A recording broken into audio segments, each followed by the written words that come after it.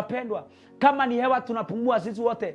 Bwana Yesu asifiwe. So wapendwa, tuko na kila sababu ya kuelewa kwamba wakati tunaenda mbele za Mungu, tusijione kwamba sisi tunastahili sana kuliko wengine. Wacha kuangalia hata ule mwingine weakness yake. Yes, ni vizuri kuwafundisha na kuwakabia warekebike, lakini wacha kuenda mbele za Mungu na kuanza kujigamba na kuona kwamba mimi ndiye nastahili sana. Mimi kwa Mungu nafaa first priority. Mimi nafaa hivi, nikiitana, nikikohoa hivyo Mungu anaitika. Wapendwa, isikuwe hivyo kwetu. Yesu akawa anapeana mfano, akasema kwamba huyu mtu kwa sababu ya kujigamba hivyo, kujifunga kulikuwa kubaya? Hapana, hakukuanga kubaya, lakini majifuno yeye alienda kuonyesha baada ya kufunga ndio ilimfanya akuwe mtu ambaye hastahili mbele za Mungu. Bwana Yesu asifiwe. Biblia imesema kwamba lakini yule mtoza ushuru, huyu ni mtu ambaye alikuwa anajulikana wakati ule. Ukiangalia hata Yesu alikuwa anaambiwa wanakula na watoza ushuru, especially wakati alipatana na ule jamaa ambaye anaitwa Zakayo.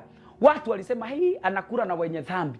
Bwana Yesu asifiwe. Na alikuwa amekuja kwa sababu ya hao. So wapendwa, tunaona kwamba huyu mtoza ushuru wakati na yeye alienda kuomba, aliangalia akaona mimi hata sistahili mbele za Mungu. Bwana Yesu asifiwe. Huyu ni mtu ambaye hakuangalia mambo ya huyu mwingine. Hatuambii kwamba atesa akaangalia huyu mfarisayo. Hapana.